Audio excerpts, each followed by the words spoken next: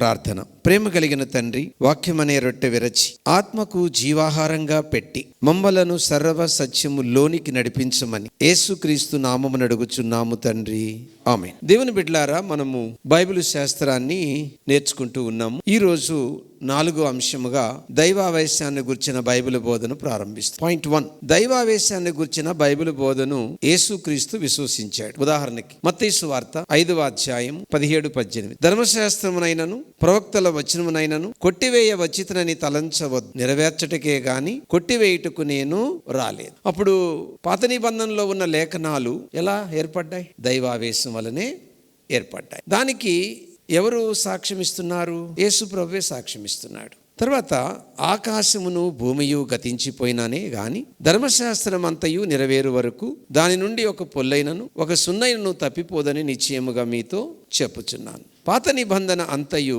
ప్రతి అక్షరము ప్రతి పొల్లు దైవావేశం వలన కలిగినవి అనుటకు యేసుక్రీస్తు ప్రసంగించినప్పుడు చర్చించినప్పుడు పాత నిబంధన వాక్య భాగాలను ఉటంకించాడు. అర్థమైందండి? సాక్షాత్తు యేసు ప్రభువే ఇది దైవావేశం వలన కలిగినదే, దేవుని వాక్కు, దేవుని మాట అనడానికి యేసు ప్రభువే దీని గురించి ఎంతో సుస్పష్టంగా మాట్లాడారు. ఇక్కడ గమనించండి, ధర్మశాస్త్రం అంతయు నెరవేరే వరకు. ధర్మశాస్త్రములో ఏమున్నాయి? ధర్మశాస్త్రములో 3 భాగాలు ఉన్నాయి. పౌర చట్టాలు, నైతిక చట్టాలు, ఆచార చట్టాలు. ఇవి ధర్మశాస్త్రములో ఉన్నాయి. నెరవేర్చుటకే గాని కొట్టివేయుటకు నేను రాలేదు. ఇక్కడ ఆచార చట్టాలనేవి ఒక వ్యక్తి దేవునికి కనెక్ట్ అవ్వాలి అంటే బలులు అర్పించాలి, సున్నతి పొందాలి, సబ్బాతు ఆచరించాలి. ఇవి మనిషికి ఏమి ఇవ్వలేకపోయాయి? నీతిమంతులుగా తీర్చలేకపోయాయి, అంటే రక్షణ ఇవ్వలేకపోయాయి. ఇప్పుడు ధర్మశాస్త్రం నెరవేర్చుట కంటే అర్థం ఏంటి? ధర్మశాస్త్రం ఏం కోరుతుంది? మనిషి నీతిగా బ్రతకాలని కోరుతుంది. మరి ధర్మశాస్త్రం కోరినట్టు మనిషి నీతిమంతుడు కాగలిగాడా? లేదు. మరి ఇప్పుడు ధర్మశాస్త్రము కోరికను నెరవేర్చే బాధ్యత ఎవరు తీసుకున్నారు? యేసు ప్రభు తీసుకున్నారు. ఇప్పుడు ధర్మశాస్త్రము కొట్టివేయుటకు రాలేదంటే అర్థం ఏంటి? ధర్మశాస్త్రము ఏమైతే ఆశించిందో అది మనిషి చేయలేకపోయాడు. కానీ ధర్మశాస్త్రం ఆశించినట్టు మనిషిగా చేసింది ఎవరు? యేసుక్రీస్తు. మరి యేసుక్రీస్తు చేసి దాన్ని ఆయన ఏం చేశాడు? నెరవేర్చాడు. కాబట్టి ఇప్పుడు విశ్వాసము ధర్మశాస్త్రం మీదనా యేసుక్రీస్తు మీదనా? యేసుక్రీస్తు మీద.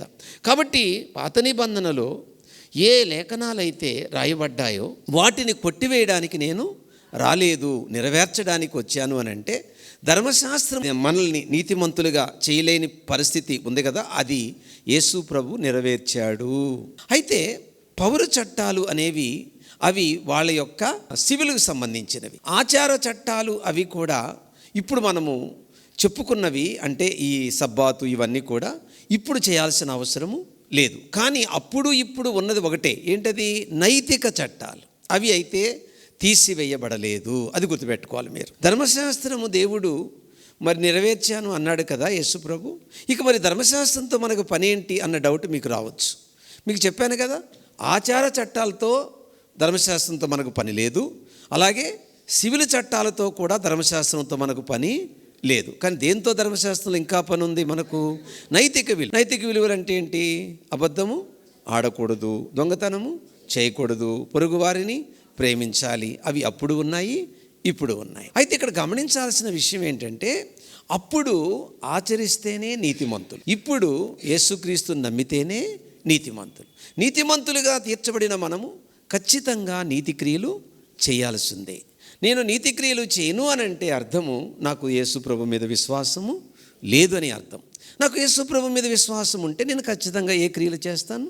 నీతి క్రియలు చేస్తాను. కాబట్టి ధర్మశాస్త్రం నెరవేర్చటకే వచ్చితేనన్న మాటలో మీకు వివరంగా బోధించాను. ఏం చెప్పాను?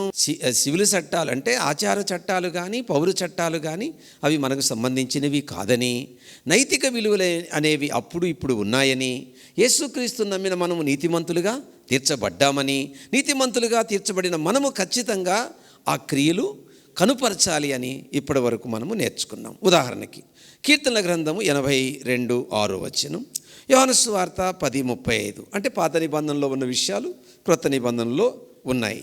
అలాగే ద్వితీయోపదేశకాండం 8వ అధ్యాయం 3, 6, 13, మత్తయి సువార్త 4వ అధ్యాయం 4, 7, 10 వచనాలు. అలాగే కీర్తన గ్రంథము 118:22, మత్తయి సువార్త 21:42. అలాగే యెషయా గ్రంథం 42:1-4, మత్తయి సువార్త 12:18-21. క్రొత్త నిబంధన దైవ వాక్కు. యోహాను సువార్త 14:26 ఆదరణకర్త అనగా తండ్రి నామమున పంపబో పరిశుద్ధాత్మ సమస్తమును మీకు బోధించి నేను మీతో చెప్పిన సంగతులన్నిటిని మీకు జ్ఞాపకము చేయను. యోహాను సువార్త 16:13-14 అయితే ఆయన అనగా సత్యస్వరూపైన ఆత్మ వచ్చినప్పుడు మిమ్మల్ని సర్వసత్యములోనికి నడిపించును. ఆయన తనంతట తానే ఏమీయూ బోధింపక వేటిని వినునో వాటిని బోధించి సంభవింపబోవు సంగతులను మీకు తెలియచేయను. ఆయన నా వాటిలోనివి తీసుకొని మీకు తెలియచేయను గనుక నన్ను మహిమపరచును. అంటే అపొస్తలులు రాయబోచున్న గ్రంథాలు నేను వ్రాయిస్తున్నాను, నేను పంపే పరిశుద్ధాత్మ వ్రాయిస్తాడు అని యేసుక్రీస్తే చెప్పారు. అటు పాత నిబంధనలో ఏం చూసాం మనము? అది ఖచ్చితంగా దైవావేశం కలిగిన వాక్యమని యేసుప్రభు చెప్పాడు. అలాగే క్రొత్త నిబంధన కూడా దైవావేశం వల్ల కలిగిందనడానికి యేసుప్రభు ఏమంటున్నాడు? నేనే ఈ గ్రంథాన్ని వ్రాయిస్తున్నాను. ఎలా? నేను పంపబోవు పరిశుద్ధాత్మ వలన అని క్లియర్ కట్గా చెప్పడం జరిగింది. అయితే దైవావేశాన్ని గురించిన బైబిల్ బోధ యేసు ప్రభువే కాదు, పౌలు కూడా విశ్వసిస్తున్నాడు. ఇప్పుడు దాకా ఎవరి గురించి మాట్లాడుకున్నాం మనము? దైవావేశం వలన ఇప్పుడు మనం చదువుతున్న మన చేతుల్లో ఉన్న ఈ బైబిల్లోని వాక్యము దైవావేశం వలన కలిగిందని మొదట ఎవరు విశ్వసించారని చెప్పాను ఇప్పటి వరకు? యేసుక్రీస్తు. ఇప్పుడు ఎవరి గురించి మాట్లాడుతున్నాను? పౌలు గురించి మాట్లాడుతున్నాను. ఏ విధంగా యేసు ప్రభు విశ్వసించాడు అలాగే పౌలు కూడా విశ్వసించాడు. అంటే యేసు ప్రభు పరిపూర్ణ మానవుడిగా మన మధ్య నివసించాడు కాబట్టి ఆయన పరిపూర్ణ దేవుడే. అయితే ఆ మానవుడిగా వచ్చిన యేసు ప్రభు పాత నిబంధనలో దైవావేశం కలిగిన లేఖనాలను ఆయన విశ్వసించినట్టే, అలాగే ఇక్కడ ఇప్పుడు రెండో వ్యక్తిగా ఎవరండి? పౌలు కూడా దేవుని యొక్క అంటే బైబిల్ గ్రంథంలో ఉన్న వాక్యాన్ని దైవావేశం వల్ల కలిగింది అని. చూడండి, రెండో పాయింట్లో మనం ఏం చూస్తున్నామంటే దైవావేశాన్ని గురించిన బైబిల్ బోధను పౌలు విశ్వసించాడు. ఉదాహరణకి తిమోతికి రాసిన 2వ పత్రిక 3వ అధ్యాయం 16వ వచనం, దైవజనుడు సన్నుదుడై ప్రతి సత్కార్యమునకు పూర్ణముగా సిద్ధపడి ఉండినట్లు దైవావేశం వలన కలిగిన ప్రతి లేఖనము ఉపదేశించుటకును. తెస్సలోనికీయులకు రాసిన మొదటి పత్రిక 2వ అధ్యాయం 13వ వచనం, ఆ హేతువు చేతను మీరు దేవుని గురించిన వర్తమానము వాక్యము మా వలన అంగీకరించినప్పుడు మనుషుల వాక్యమని ఎంచకది నిజముగా ఉన్నట్టు దేవుని వాక్యమని దాన్ని అంగీకరించిదిరి గనుక మేమును మానక దేవునికి కృతజ్ఞతాస్తులు చెల్లించుచున్నాం. ఆ వాక్యమే విశ్వాసులైన మీలో కార్యసిద్ధి కలుగు చేయుచున్నది. ఇప్పటి వరకు ఎన్ని చూసాం మనం? 2. మొదట ఎవరిని గురించి? యేసు ప్రభు. 2 ఎవరి గురించి? పౌలు. ఇప్పుడు థర్డ్ వన్, దైవావేశమును గూర్చిన బైబిల్ బోధను పేతురు కూడా విశ్వసించాడు. మొదట ఎవరు విశ్వసించారు? యేసుక్రీస్తు. 2 ఎవరు విశ్వసించారు? పౌలు. 3 ఎవరు విశ్వసించారు? పేతురు. ఎందుకని? ఇప్పుడు చెప్పండి. ఇప్పుడు న్యూ టెస్టిమెంట్ అనేది మన చేతిలో ఉంది కదండి, దీనికి బేస్ ఎవరు అసలు? యేసుక్రీస్తు. ఆ తరువాత బాగా వినండి, అన్యజనులకు బేస్ పౌలు, యూదులకు బేస్ పేతురు. ఇప్పుడు చూద్దాం. ఉదాహరణకి పేతురు రాసిన 2వ పత్రిక 1వ అధ్యాయం 21వ వచనం, ఎలయనగా ప్రవచనము ఎప్పుడునూ మనిషిని ఇచ్చను బట్టి కలగలేదు కానీ మనుషులు పరిశుద్ధాత్మ వలన ప్రేరేపింపబడిన వారై దేవుని మూలముగా పలికిరి.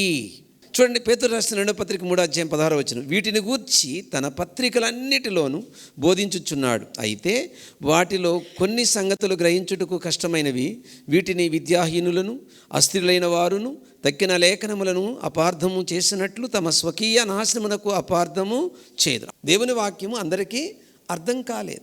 దైవావేశం కలిగిన దేవుని వాక్యము పరిశుద్ధాత్మ ద్వారానే అర్థమవుతుంది తప్ప జ్ఞానం వల్ల తెలివి వల్ల ఎవరికి దేవుని వాక్యము అర్థము కాదు. దేవుని ఆత్మ వలన దేవుని వాక్యము అర్థమవుతుంది. దేవుని ఆత్మ వలన దేవుని సంగతులను గ్రహిస్తాం. దేవుని ఆత్మ వలన దేవుని సంగతులచే వెలిగించబడతాం. ఎందుకంటే దేవుడు పరిశుద్ధాత్మ దేవుడు రాయించిన సంగతులు పరిశుద్ధాత్మ దేవునికే మనకు అర్థమయ్యేటట్టు చేయగల శక్తి ఉంది. అందుకనే ఆత్మ వలనే సంగతులను గ్రహించగలము. కాబట్టి దైవావేశం వలన కలిగినటువంటి ఈ యొక్క బోధ మనం ఇప్పుడు ఏదైతే మనం వింటున్నామో, చూడండి వాక్యానికి ఉన్న శక్తి ఎలాంటిదంటే అది మన దగ్గరకు వచ్చినప్పుడు ఇది మనల్ని ప్రేరేపిస్తుంది. అది మన దగ్గరకు వచ్చినప్పుడు అది మనం బ్రతికిస్తుంది. అది మన దగ్గరకు వచ్చినప్పుడు అది మనం బలపరుస్తుంది. అది మన దగ్గరకు వచ్చినప్పుడు అది మనం ఓదారుస్తుంది. అది మన దగ్గరకు వచ్చినప్పుడు మనకు శాంతినిస్తుంది. అది మన దగ్గరకు వచ్చినప్పుడు మనకు జీవం పోస్తుంది. అంటే దాంట్లో ఆ దైవావేశం వలన కలిగిన దైవ వాక్యం అనడానికి ఇంతకంటే రుజువులు ఏం కావాలి మనకు? 5వ అంశం, బైబిల్ యొక్క లోపరాహిత్యం. బైబిల్ యొక్క లోపరాహిత్యం అంటే బైబిల్ లోపాలు లేనిది, పొరపాట్లు లేనిది అని అర్థం. పాయింట్ 1, లోపరాహిత్యం అంటే ఏమి కాదో తెలుసుకుందాం. పాయింట్ 1, గ్రంథకర్త దృక్పథం చూద్దాం. మత్తయి యూదుల మనసుకు హత్తుకునేలా తన సువార్తను రాశాడు. యూదులు 2 సాక్షులుంటేనే ఏదైనా అంగీకరిస్తారు. అందుకని మత్తయి ఎవరికి రాస్తాడు? యూదులకు రాశాడు. ఈయనెవరు? యూదుడే. ఇప్పుడు యూదులతో మాట్లాడుతున్నాడు అని అంటే యూదులకు అర్థమయ్యే భాషను ఉపయోగిస్తున్నాడు. అదేంటో మీకు ఇప్పుడు చూపిస్తాను. ఫర్ ఎగ్జాంపుల్, మత్తయి సువార్త 20 అధ్యాయం 29-34లో 2 గుడ్డివారు ఉంటారు. కానీ లూకా సువార్త 18:35లో, అలాగే మార్కు 10:46లో ఒకడే గుడ్డివాడు ఉంటాడు. దీని భావం ఏంటంటే మత్తయి సంఖ్యకు ప్రాముఖ్యత ఇస్తే లూకా, మార్కు గారు సంఘటనలకు ప్రాముఖ్యత ఇచ్చారు. పాయింట్ 2, వ్యాఖ్యానం. చారిత్రక సంఘటనలను గ్రంథకర్త వ్యాఖ్యానించిన విధానం చూద్దాం. ఉదాహరణకి మత్తయి సువార్త 28:1-4లో దేవదూత కూర్చొని ఉన్నాడని రాశాడు. మార్కు 16:1-6లో మార్కు ఒక పొడుచువాడని రాశాడు. అంటే దీని భావము, మార్కు సంఘటనకు ప్రత్యక్ష సాక్షి కాదు. మార్కు దీని గురించి విని దేవదూత పడుచువాడని వ్యాఖ్యానించాడు. 3rd, భాషా సౌలభ్యం. ఏంటి భాషా సౌలభ్యం అంటే? మత్తయి 3:11 ఆయన చెప్పులు మోయుటను గూర్చి వ్రాస్తాడు. అది యోహాను 3:27 ఏమనుంది? చెప్పులు వారు విప్పడం గురించి రాస్తాడు. అర్థం 2 ఒకటే. దీని భావము వారి వారి భాషా సౌలభ్యాన్ని వారు ఉపయోగించారు. వినండి, దీన్ని వివరిస్తాను. ఆ టైంలో బానిసలు ఉండేవాళ్ళు. ఈ బానిసల యొక్క పని ఏంటంటే అండి, ఉదాహరణకి యజమానుడు బయట నుంచి వచ్చాడు అనుకోండి, ఎక్కడికి? ఇంటికి. రాగానే ఈయన ఏం చేయాలి? చెప్పులు లేసులు ఇప్పాలి కదా. ఇప్పిన తర్వాత ఏం చేయాలి? ఆ చెప్పులు మోయాలి. మత్తయి విప్పి మోసుకొని వెళ్ళిన విషయం రాశాడు. ఈయనేం రాశాడు? విప్పిన విషయం రాశాడు. 2 ఒకటి కదా. అంటే ఇప్పుడు ఏంటి దాని అర్థం? భాష. 4th one, అనువాదం. అంటే సువార్తికులు యేసు ప్రభు మాటలను ఉన్నది ఉన్నట్టుగా, అంటే యేసు ప్రభు పలికింది పలికినట్టుగా రాయలేదు. కారణం ఏంటంటే యేసు ప్రభు అరామిక్ భాషలో మాట్లాడారు. వారు ఆ మాటలను గ్రీకులోనికి అనువదించి వ్రాశారు. అనువాదములో ఎవరి పద సంపదను వారు వినియోగించుకున్నారు. 5th one, నకలు. నకలు అంటే తొలి ప్రతులు అనేవి లేవు. అంటే మోషే, సమూయేలు, ఇతరులు రాసిన తొలి ప్రతులు లేవు, కానీ వాటికి ఎప్పటికప్పుడు నకలు రాసుకున్నారు. నకలు రాయడములో పొరపాట్లు జరిగాయి, కానీ బైబిల్లో తప్పులు లేవు. ఎబ్రీ భాషకు అల్లులు తప్ప అచ్చులు లేవు. క్రీస్తు శకం 10వ శతాబ్దంలో అల్లులకు అచ్చులు జోడించారు, చుక్కలు, గీతలు ఉపయోగించారు. వీటిని మనము తప్పులు అనలేం. వాక్య భావాన్ని బట్టి, సందర్భాన్ని బట్టి అచ్చు తప్పులను గుర్తించగలం. అలాగే అచ్చు తప్పుల భావాన్ని కానీ సందర్భాన్ని కానీ మార్చలేవు. లోపరాహిత్యానికి బైబిల్ ఆధారాలు చూద్దాం. నెంబర్ 1, దైవావేశం. అంటే బైబిల్ దైవావేశం వలన కలిగినది. సృష్టి అంతటికి దేవుడు ఎలా కారణభూతుడో అలాగే బైబిల్ కూడా దేవుడే కారణము గనుక బైబిలు లోపరాహిత్యమైనది. ఉదాహరణకి తెస్సలోనీయులకు రాసిన 1వ పత్రిక 2వ అధ్యాయము 13వ వచనం, ఆ హేతువు చేతను మీరు దేవుని గూర్చిన వర్తమాన వాక్యము మా వలన అంగీకరించినప్పుడు మనుషుల వాక్యమని ఎంచక, అండర్లైన్ చేసుకోండి, ఏ వాక్యమని ఎంచక? మనుషుల వాక్యమని ఎంచక, అది నిజముగా ఉన్నట్టు దేవుని వాక్యమని దానిని అంగీకరించితిరి గనుక మేమును మానక దేవునికి కృతజ్ఞతాస్తుతులు చెల్లించుచున్నాం. ఆ వాక్యమే విశ్వాసులైన మీలో కార్యసిద్ధి కలుగు చేయొచ్చు. నెంబర్ 2, దేవుని గుణలక్షణాలు. అంటే దేవుడెవరు? పరిశుద్ధుడు. దేవుడెవరు? సత్యవంతుడు. యోహాను సువార్త 3:33 తండ్రి సత్యము అని ఉంది. యోహాను సువార్త 1:14 కుమారుడు సత్యం అని ఉంది. యోహాను 16:13 పరిశుద్ధాత్మ సత్యం అని ఉంది. యోహాను సువార్త 17:17 వాక్యమే సత్యం అని ఉంది. నెంబర్ 3, అంతర్గత ఆధారాలు. అంతర్గత ఆధారాలు ఏంటి? బైబిల్ సత్యమని బైబిలే ప్రకటిస్తూ తనను తానే సమర్థించుకుంటుంది. ఉదాహరణకి కీర్తన 19వ కీర్తన 8వ వచనం, యెహోవా ఉపదేశములు నిర్దోషమైనవి, అవి హృదయమును సంతోషపరచును. యెహోవా ఏర్పరిచిన ధర్మము నిర్మలమైనది, అది కన్నులను వెలిగించును. ఇప్పుడు మనం 6వ అంశానికి వస్తున్నాం. 6వ అంశం ఏంటంటే ప్రామాణికత. ప్రామాణికత యొక్క అవసరత, వాక్యాన్ని భద్రపరచుట. పాయింట్ 1 అంటే దేవుని ఆజ్ఞలు పవిత్రమైనవి, వాటికి ఏది కలపకూడదు, ఏమియు తీసివేయకూడదు. అదే ప్రామాణికత. ఉదాహరణకి సామెతల గ్రంథం 30:6 ఆయన మాటలతో ఏమియు చేర్చకము, ఆయన నిన్ను గద్దించునేమో, అప్పుడు నీవు అబద్ధికుడు వగదు. ప్రతి తరమవారు దేవుని యొక్క సంపూర్ణ ప్రత్యక్షతను కలిగి ఉండాలి. అంటే పాత నిబంధనలో దేవుడు తన ప్రవక్తల ద్వారా మాట్లాడాడు. యేసు ప్రభు సంఘానికి అవసరమైన వాటిని అపోస్తులకు తెలియపరచుటకు పరిశుద్ధాత్మను పంపాడు. కాబట్టి ఏది దేవుని ప్రత్యక్షతో ఏది కాదో తెలుసుకోవడానికి ప్రామాణికతతో అవసరమున్నది. ఉదాహరణకి ఇబ్రీ పత్రిక 1:1-2 పూర్వకాలమందు నానా సమయముల్లోనూ నానా విధములుగాను ప్రవక్తల ద్వారా మన పితరులతో మాట్లాడిన దేవుడు ఈ దినముల అంతమందు కుమారుని ద్వారా మనతో మాట్లాడెను.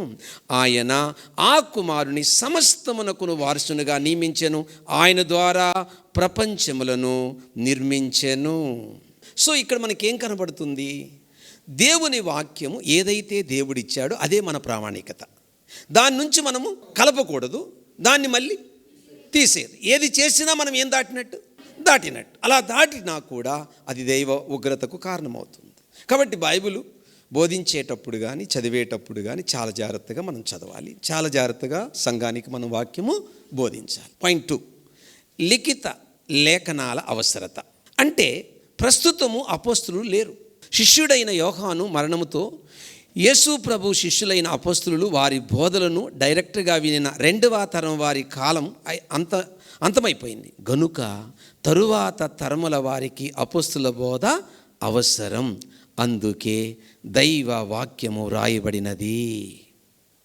అపోస్తుల బోధ దేవుని నుండి డైరెక్ట్గా వచ్చిన బోధ. మొదటి శతాబ్దంలో చాలామంది చాలా వ్రాశారు. అందుకే ఏది దైవవాక్యమో ఏది కాదో నిర్ణయించుకోవడానికి ఇప్పుడు చెప్పండి ప్రామాణికత అవసరం. ఉదాహరణకి 1 కొరింథీ 2:10-14 మనకైతే దేవుడు వాటిని తన ఆత్మ వలన బయలుపరిచి ఉన్నాడు.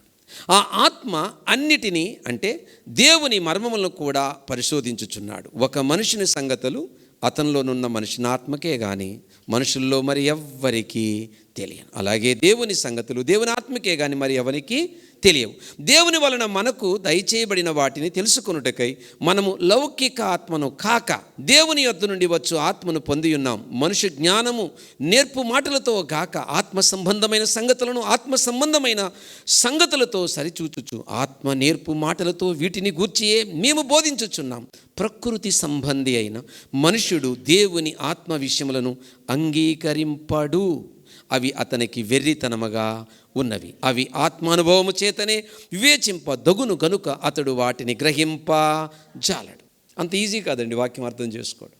ఎందుకని? అది దేవుని వాక్యం కాబట్టి. మరి దేవుని వాక్యం అర్థం అవ్వాలంటే దేవుని ఆత్మ కావాలి, దేవుని జ్ఞానం కావాలి, దేవుని వివేచన కావాలి, దేవుని కృప కావాలి, దేవుని అభిషేకం కావాలి, దేవుని వెలుగు ఇల్యూమినేషన్ అంటే ఆయన మనల్ని వెలిగించాలి. అప్పుడే దేవుని వాక్యము అర్థమవుతుంది. దానికి చదువు జ్ఞానము పాండిత్యం అవసరం లేదు. దేవుని ఆత్మ సహాయం ఉంటే చదువు లేనివాడికి కూడా దేవుని వాక్యము అర్థం. 3వ పాయింట్ దైవ వాక్యాన్ని భద్రపరిచి సంఘాల్లో చదువుకోవాల్సిన అవసరత ఉంది. ఎందుకంటే క్రీస్తు 320లో రోమా చక్రవర్తి డయాక్లేసియన్ దేవుని వాక్య ప్రతులన్నింటినీ నాశనం చేయమని ఆజ్ఞించాడు. అప్పుడు ఉన్నటువంటి సంఘ పితరులకు దేవుని వాక్యాన్ని భద్రపరిచి దాచవలసిన అవసరత కలిగింది. కాబట్టి ఏది దైవవాక్యమో ఏది కాదో నిర్ణయించుకోవలసి వచ్చింది. రోమన్ 2 పాత నిబంధన ప్రామాణికతకు రుజువులు. పాయింట్ 1 అంతర్గత రుజువులు. పాత నిబంధనలోని మన వద్దనున్న పాత నిబంధన రుజువులు కనబడుతున్నాయి. ఉదాహరణకి ద్వితీయోపదేశకాండం 10:2 ప్రకారం మోషే రాసిన 5 పుస్తకాలు ఎక్కడ పెట్టాడు? మందసములో. సమూయేలు మొదటి గ్రంథం 10:25 ప్రకారం ప్రత్యక్ష గుడారంలో భద్రపరచబడ్డాయి. ఆ తర్వాత ప్రవక్తల గ్రంథాలు అవి వ్రాయబడుతున్న కొలది మోషే గ్రంథాలకు ఏం చేస్తూ వచ్చారు? కలుపుతూ వచ్చారు. మోషే మరియు ప్రవక్తల గ్రంథాలు దైవవాక్యమని తెలియజేసే అంతర్గత రుజువులు చూద్దాం. ఫర్ ఎగ్జాంపుల్ నిర్గమాకాండం 20 లేవీకాండం 1:1, సంఖ్యాకాండం 1:1, ద్వితీయోపదేశకాండం 1:3, యెహోషువ 1:8, సమూయేలు మొదటి గ్రంథం 12:6, దానియేలు 9:12, నెహెమ్యా 13:1, దానియేలు 9:2, జకరియా 7:12లో కనబడుతున్నాయి. ఉదాహరణకి నిర్గమాకాండం 21 దేవుడు ఈ ఆజ్ఞలన్నీ వివరించి చెప్పాను.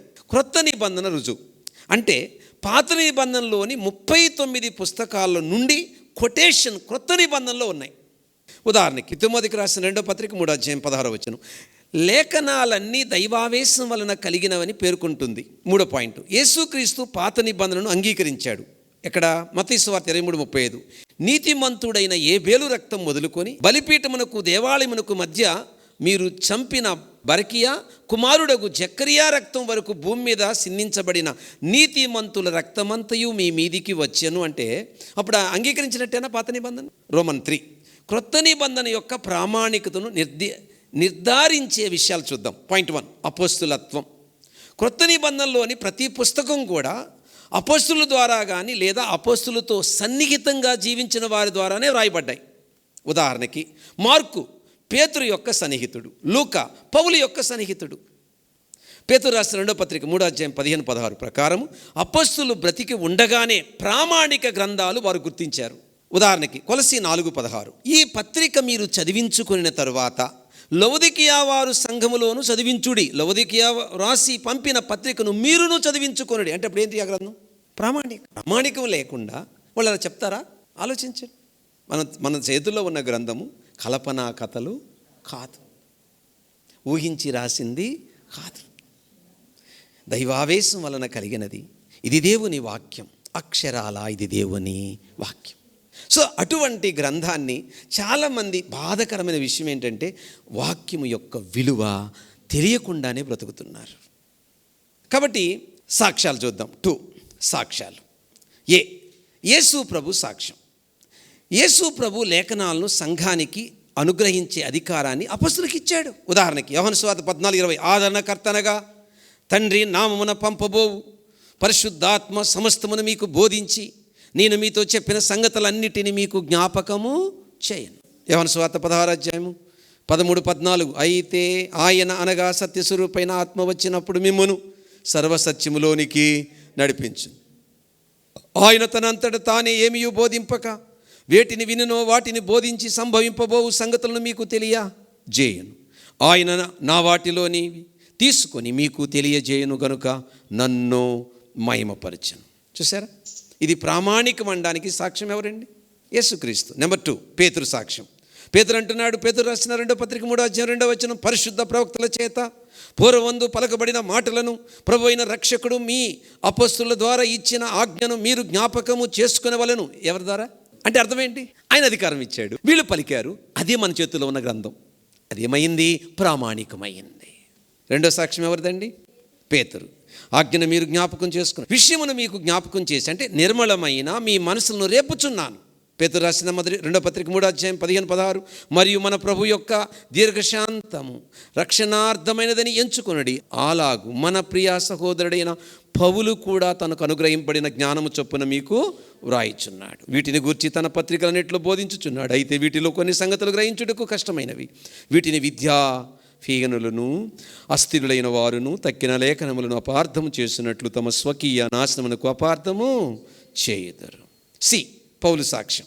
ఉదాహరణకి కొరింథీయులకు రాసిన మొదటి పత్రిక 2:9-13 ఇందును గూర్చి దేవుడు తను ప్రేమించు వారికి ఏవి సిద్ధపరిచెనో అవి కంటికి కనబడలేదు, చెవికి వినబడలేదు, మనిషి హృదయమునకు గోచరము కాలేదు అని రాయబడినది. మనకైతే దేవుడు వాటిని తన ఆత్మ వలన బయలుపరిచి ఉన్నాడు. ఆ ఆత్మ అన్నిటినీ దేవుని మర్మములను కూడా పరిశోధించుచున్నాడు. ఒక మనుషుని సంగతులు అతనిలోనున్న మనుషుని ఆత్మకే గాని మనుషుల్లో మరి ఎవ్వనికి తెలియను. అలాగే దేవుని సంగతులు దేవుని ఆత్మకే కానీ మరి ఎవరికి తెలియవు. దేవుని వలన మనకు దయచేయబడిన వాటిని తెలుసుకొనుటకై మనము లౌకిక ఆత్మను కాక చెప్పండి దేవుని యొద్ద నుండి వచ్చు ఆత్మను పొంది ఉన్నాము. మనుషు జ్ఞానము నేర్పు మాటలతో కాక ఆత్మ సంబంధమైన సంగతులను ఆత్మ సంబంధమైన సంగతులతో సరిచూచుచు ఆత్మ నేర్పు మాటలతో వీటిని గురించి మేము బోధించుచున్నాం. స్థానిక సంఘములచే అంగీకరింపబడిన 27 పుస్తకాలు మొదటి శతాబ్దం స్థానిక సంఘాలు అంగీకరించాయి. అపొస్తలులు వారి మొదటి తరము శిష్యులు బ్రతికి ఉన్న రోజుల్లోనే ఈ 27 గ్రంథాలు దైవ వాక్యమని స్థానిక సంఘాలు అంగీకరించాయి. మరి ఈరోజు వచ్చి ఇంకా బైబిల్లో 66 కదా ఇంకా ఉన్నాయంటే ఏమనాలి? ఇప్పుడు వాటి ప్రామాణికమా అప్రామాణికమా? ఇప్పుడు మన చేతుల్లో ఉన్నవి వీటిని మించి పక్కకు ఏది వచ్చినా అది ప్రామాణికము కాదు. ఎక్కడన్నా ఉన్నాయి, ఎన్నన్నా చెప్పని, మన చేతుల్లో ఉన్న 66 పుస్తకాలు మాత్రమే ప్రామాణికం. ఈ మన చేతుల్లో ఉన్న 66 పుస్తకాలు ప్రామాణికం ఎలా అయ్యాయో మీకు ఇప్పటి వరకు వివరంగా చెప్పాను. దానికి మొదటి సాక్ష్యం యేసుక్రీస్తు, రెండో సాక్ష్యం పేతురు, మూడో సాక్ష్యం పౌలు. ఎందుకని? ఈయన దీనికి పునాది ఎవరు? యేసుప్రభు. ఆ తర్వాత ఈ బాధ్యతను ఎవరికి అటు యూదులకేమో హెడ్ ఎవరు? పేతురు. ఇటు అన్యులకి హెడ్ ఎవరు? పౌలు. సో అందుకే పౌలు అన్ని పత్రికలు రాశాడు, అది ప్రామాణికంగా ఎంచబడ్డాయి. పౌలు అయ్యే కాదు, ఇంకా రాశాడు, అవి మళ్ళీ ప్రామాణికంలో లేవు. సో మన చేతుల్లో ఉన్న 66 పుస్తకాలు ప్రామాణికం. పాఠం సమాప్తం. ప్రార్థన. మహోన్నతుడా, సర్వోన్నతుడా, సర్వశక్తి సంపన్నుడా, నీకు స్తోత్రములు చెల్లిస్తున్నాం నాయన. ఇదిగో ఈ రాత్రికాల సమయమందు ప్రభువా, నీ వాక్యాన్ని ధ్యానించడానికి ఆసక్తితో మమ్మల్ని నడిపించిన విధానాన్ని బట్టి నీకు స్తోత్రములు చెల్లిస్తున్నాం. ఇదిగో నాయన, ఆన్లైన్లో వీక్షిస్తున్న బిడ్డలు, ఇక్కడికి వచ్చినటువంటి నీ బిడ్డలను ప్రభువా నీ పాద సన్నిధిలో జ్ఞాపకం చేసుకుంటున్నాం. బైబిల్ జ్ఞానమును ప్రభువా మాకు దయచేయమని వేడుకొనుచున్నాం నాయన. దాన్ని అనుసరించడానికి కావలసిన శక్తి సామర్థ్యాలు మాకు అనుగ్రహించమని వేడుకొనుచున్నాం. నీ కట్టడలను ప్రభువా మేము నేర్చుకొని ప్రభువా వాటికి విధేయులై జీవించడానికి మాకు సహాయం చేయమని వేడుకొనుచున్నాం. ఇదిగో ప్రభువా నాయన, మాకు బోధిస్తున్న ప్రభువా నీ దైవ సేవకుని జ్ఞాపకం చేసుకుంటున్నాం. ప్రభువా నీ జ్ఞానంతో నింపి నాయన అనేకులు ప్రభువా ఆన్లైన్లోనూ అదేవిధంగా ఆఫ్లైన్లోనూ ప్రభువా ఎక్కువ మందిగా వచ్చి నేర్చుకోవడానికి ఆయా నీ కృప చూపమని వేడుకొనిచున్నాం. గృహాలకు వెళుతూ ఉంటుండగా నీ సన్నిధిని నాయన మాకు తోడుగా ఉంచమని నీకే ఘనత మహిమ ప్రభావాలు చెల్లిస్తూ నజరేయుడైన యేసు నామములో వేడుకుంటున్నాం నాయన. ఆమేన్. ఆమేన్. మన తండ్రి అయిన దేవుని ప్రేమ, మన ప్రభు అయిన యేసయ్య కృప, పరిశుద్ధాత్మ యొక్క అన్యోన్య సహవాసం, త్రియేక దైవ దీవెనలు మనకు సకల పరిశుద్ధులకు ఆన్లైన్లో ఆఫ్లైన్లో వాక్యం వింటున్న మీకు తోడయుండి దేవుడు మిమ్మల్ని బలపరిచి ఆయన రాకకు సిద్ధపరచునుగాక. ఆమేన్. దైవాశిష్యులు.